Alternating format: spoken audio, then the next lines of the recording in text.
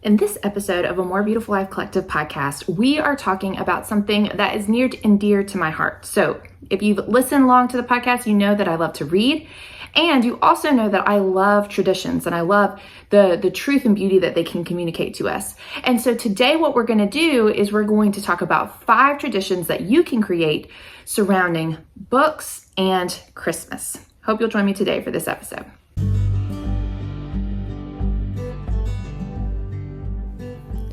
Welcome to a More Beautiful Life Collective podcast. We know that in the hectic hurry of everyday life, it's easy to lose sight of what really matters. This is a moment to pause and realign your focus on the one who gives us peace and rest. We're focusing on discipleship, productivity, and homemaking as we live with eternity in mind.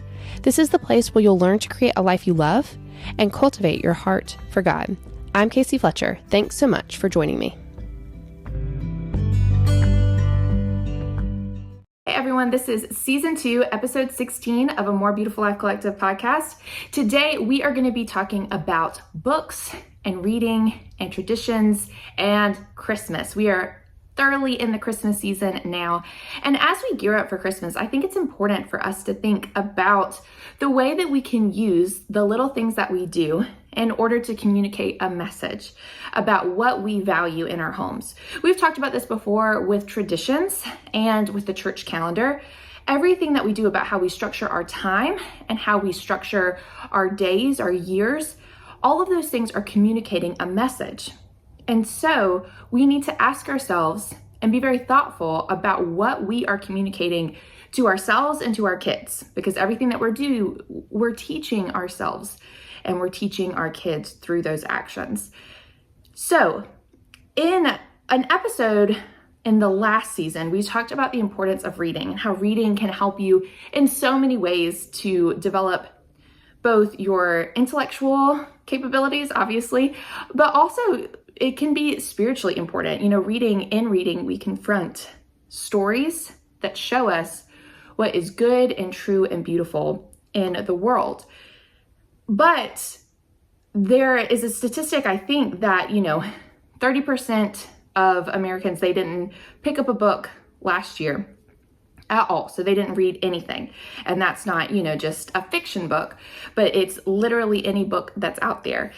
We have these people now that are choosing, and I'm not talking about kids that maybe don't realize the importance of reading, but I'm talking about adults. We have these people that just don't realize how important reading is for their lives. They think it's something that they can just, get by with maybe listening to a podcast, but most people, they don't even have the attention for that. They look at Facebook posts and they watch their, short form videos on TikTok and Instagram or on YouTube. And that's how they get all of their information. But you just can't go into the same amount of depth in those things, or even in a podcast, that you can in a book. The podcast episodes, whenever I write them out on like a Google Doc, and then I post them to the blog, and then I record them after that. For each one of those podcasts, if you have about a 30-minute podcast, it's probably about 2,500 words. Anything over that, it's a little bit more. So 2,500 words, that's roughly, 4 to 5 pages. Now, 4 to 5 pages of a Google Doc is a lot different than a 200-page book that can dive into the meat of something. And so I think people, they just don't realize what they're missing out on and the depth that they're missing out on through engaging ideas through a book. Especially, there's been studies that have been done that talk about the importance of reading in print. Yes, you can use ebooks. I've heard people say, for trips and things like that, they love having their Kindle. I'm not a huge ebook person, but you can use those things. You can use audiobooks. I listen to so many podcasts that, really I have gotten so much information from those things. And I kind of decide which books are worthy to put on, my reading list, which is still massive, but I decide which books are worthy to put on that list by listening to podcasts and interviews with authors and finding those things. So I think all of those things are fine, but there's something about engaging with the print text that just works in our brain differently, and the studies show that. So I think reading is so important, but you have to think about this for yourself and for your kids. Does first you have to ask yourself, do you agree with that? Do you even think that reading is something that's worthwhile, is something that you should engage your time in and devote? It is something where you might have to sacrifice. It's football season and you can easily spend, 15 hours watching football between college games and NFL games, on at least 4 days of the week, not including if you go to like an actual sports team, if your kids are in sports and you're watching those. So it might be something where you have to sacrifice some of your TV time or your, sports watching time and devote that time to a book. So you have to ask yourself, do you think this is something that's worthwhile? Is this something that I want to devote some of my time to? And then if you say that the answer is yes, and I hope that you do, and you can go back and listen to our podcast on cultivating the reading life and why reading is so important to fight against shallow thinking in our culture today. If you decide that it is important, then you have to say, okay, am I teaching my kids this? If you're single or, just with your spouse, is the way that I devote time to certain things with them, am I showing the importance of that thing based on what I do? And so that's why I think it's so important to think about your traditions, especially traditions surrounding, the holiday season.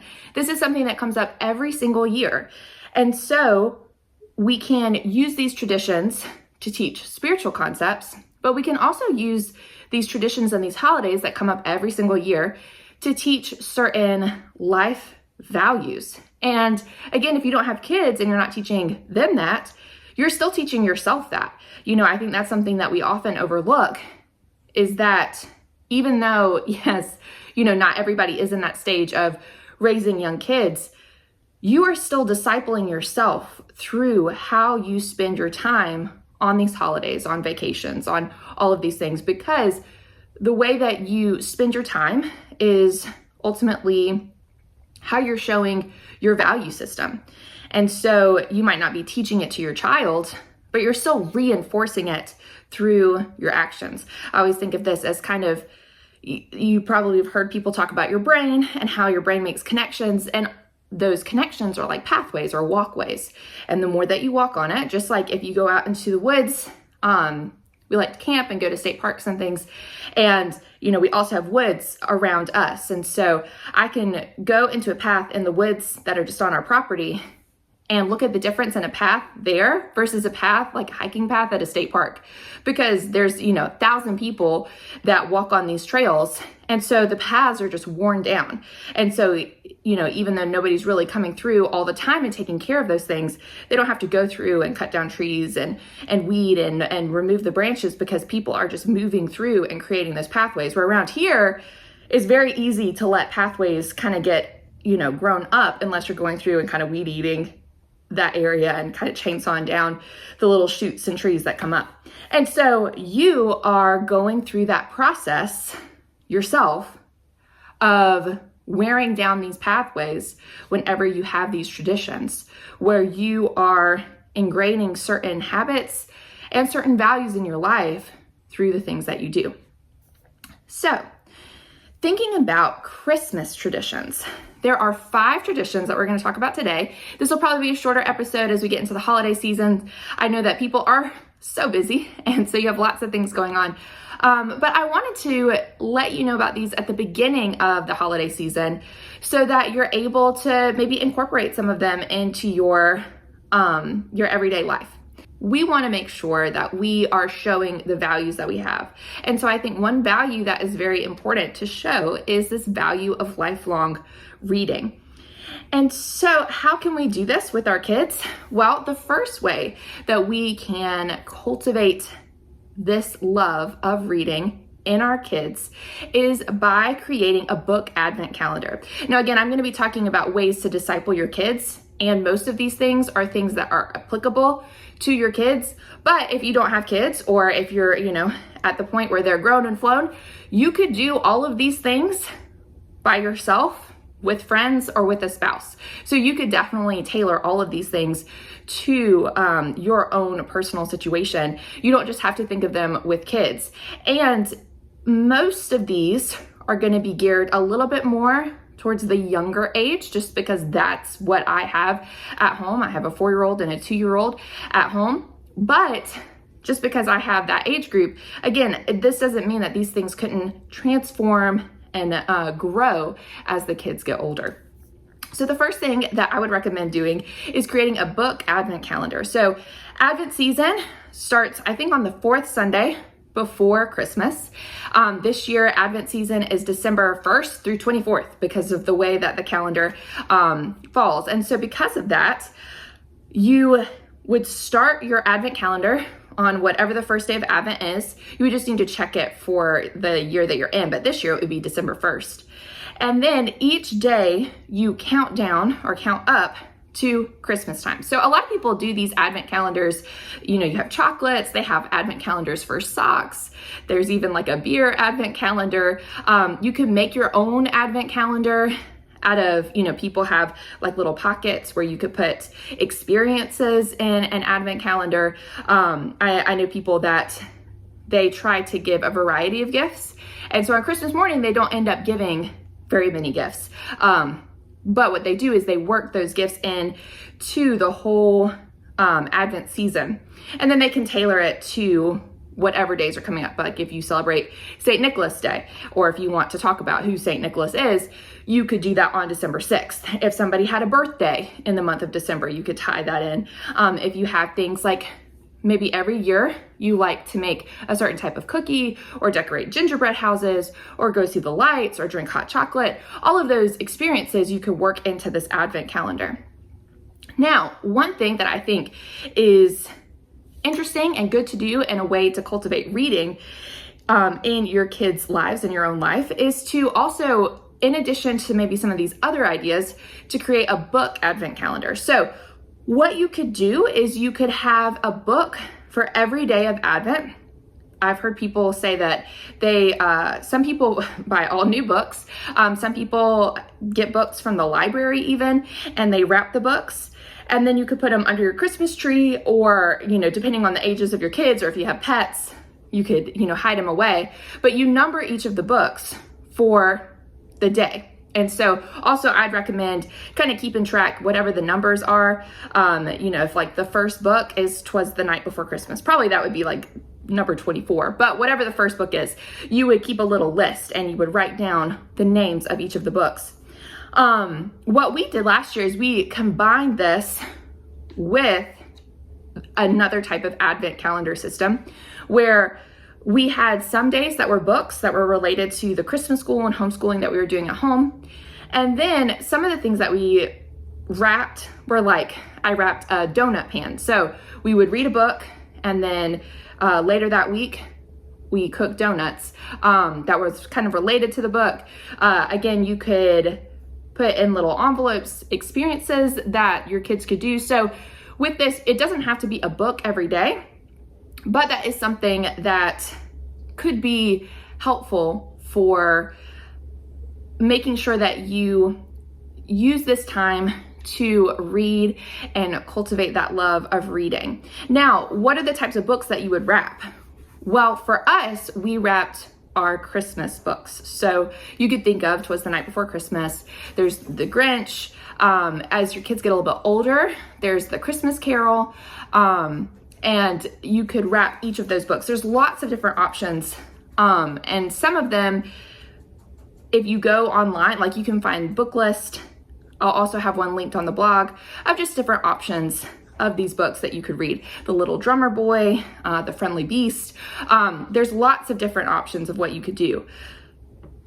You could also, during this time, it doesn't have to just be Christmas books. You could also, you know, wrap books that you've been wanting to give to your kids, maybe book series, you know, the Chronicles of Narnia, Lord of the Rings, all of these things that you hope that at some point your kids get a chance to read. I would say, okay, how can you give one of these classic titles to your kids each year? You could use this as an opportunity to do that. But most of us couldn't buy all 24 or 25 books each year. So you could rewrap gifts, especially if your kids are young. I'm planning on this year rewrapping some of the books that I got last year and just kind of adding to that list so that we can again, just continue to grow that collection. But my kids don't really remember what books we read last year. So I'm going to rewrap them and re-give them to them. And that's the same thing with the library books. If there's a book that you want to read, like 'Twas the Night Before Christmas, or some of these other, Jan Brett, she has a whole collection of like the Mittens and all these different books that are very wintry. You could definitely wrap those and then just return them after you're done with them. If you know that you're going to do a longer book, growing up, we would always read The Christmas Carol. And so that book is not too long, and it's funny and it's good. And if you've never read Charles Dickens' The Christmas Carol, you should read it. Even if you've watched, like the Muppet version or one of the other versions that's out there. But the thing is, that is a longer book. And so you would want to give that at the beginning of the Advent season, so you could read like a chapter a day or a certain section a day with your family. That's definitely one that even if you don't have kids, you could read that with a friend, a family member, a spouse, that you're able to kind of connect with them over those books. So that's our first tradition, is creating an Advent calendar. Our second one is related to that. But even if you didn't want to go for the full Advent calendar, or maybe you have your own traditions related to that, one great way to cultivate the love of reading is to add in gifting a book to your Christmas gifts. So one of the things that I think almost everybody does around Christmas time is they give gifts. And so if you are looking for a way to make sure that you're gifting things that are important and good, and not necessarily just, the latest thing that your kids want that they saw a commercial of on TV, is to use, there's a little rhyme or meme that has gone around on Facebook, and I think this is good. It says to give something that they want, something they need, something to wear, something to read, something to share, and something to do. So you wouldn't necessarily need to give all of those 6 things, but keeping that in mind, one of those options is reading. So using a list like this, it can help make sure that you're hitting stuff on the list that they actually need and actually use, and you're not just giving them a whole bunch of stuff that you're just going to have to declutter later. I think around this time, especially with our kids, we often give a lot of toys, and things like that. But we know that that's not necessarily the best thing. And so it's good to practice whittling down the list and using these things to kind of give them a vast array of stuff. But I think adding in a book to read is something that's worthwhile.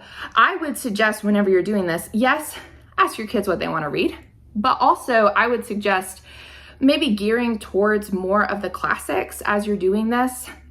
There's a lot of series out there. I taught 7th grade ELA. I also taught 9th and 10th grade.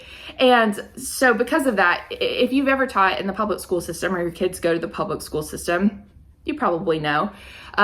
There's a big push right now that's anti-canon. Basically, anything that's a classic, you don't need to read that. It's just old people anyway, old white men. And so because of that, they basically are like, we study anything, we read anything, as long as you're reading, it's good. But the issue with that is, okay, maybe that's true in the fact that you want your kids reading something. And some of the best entryways into reading is reading something that they're interested in.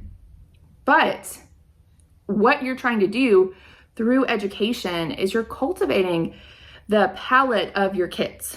So basically, what they love is what you're pouring into them. And so don't you want them to love the best of what the world has to offer, of what literature has to offer, of what culture has to offer?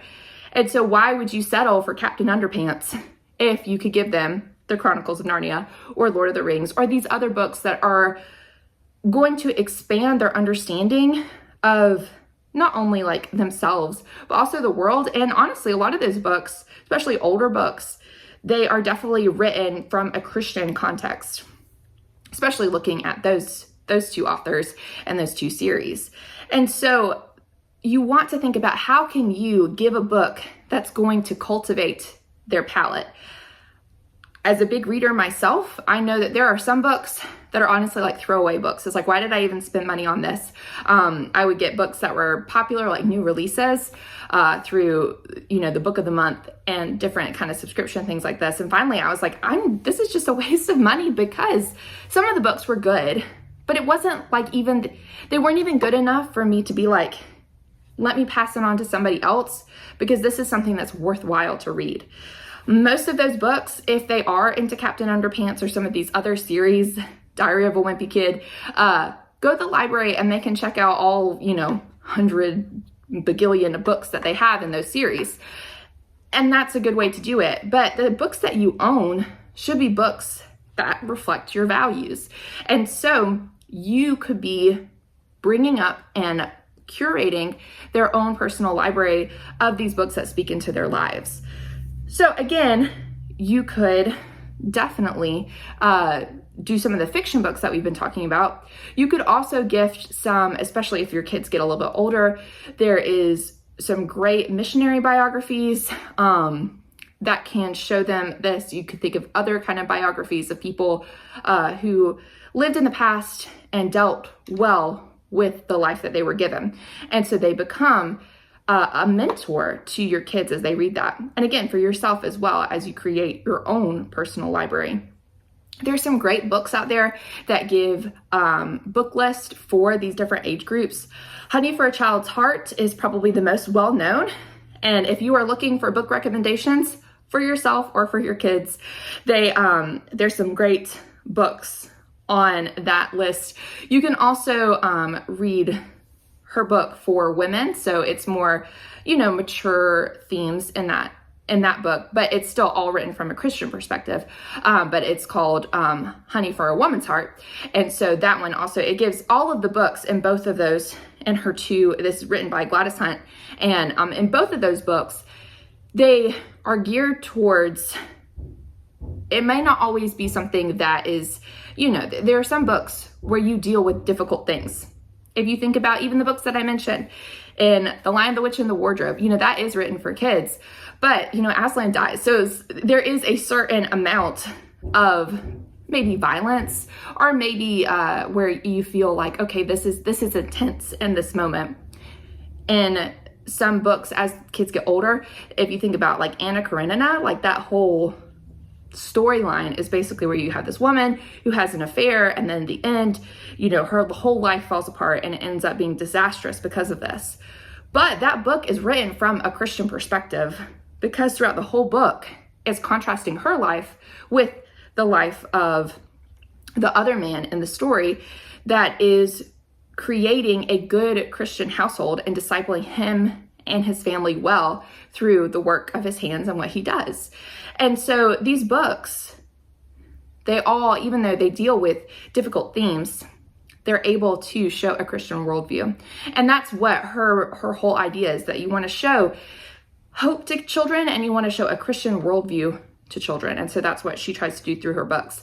So those are both good. And then also Sarah Clarkson has a book list called Book Girl. It's in her book, Book Girl, that you can read. And it also gives lots of lists. Again, she gives some for younger children, but she has other books that talk about that. But she also gives lots of recommendations for older people and more mature themes and things that go a little bit deeper into certain topics theologically. The third tradition that you could do is you could create your own, and I'm not going to say this right, but you probably have heard of it before if you do listen to podcasts about traditions or anything like that. But it's called Jólabókaflóð, I guess. It is a Icelandic tradition, which basically means a book flood. And so what they do is on the 24th of December, they gift everybody a book, and they spend the day and the night, reading the books, drinking hot chocolate, having treats, and just having a lazy day reading. And I think that would be delightful. So yes, you may not want to do this on the 24th if you already have other traditions around Christmas Eve, but you could pick any day of December. So if you have a weekend where you are free on Friday and Saturday, or Saturday and Sunday, devote some of your time then to gifting each other books, getting some hot chocolate, getting some treats, maybe from your local bakery or making them yourself, and then just having this time devoted to reading, and reading maybe through some of the books that have been on your list for a while, or maybe just reading the new books that you gift each other for that season.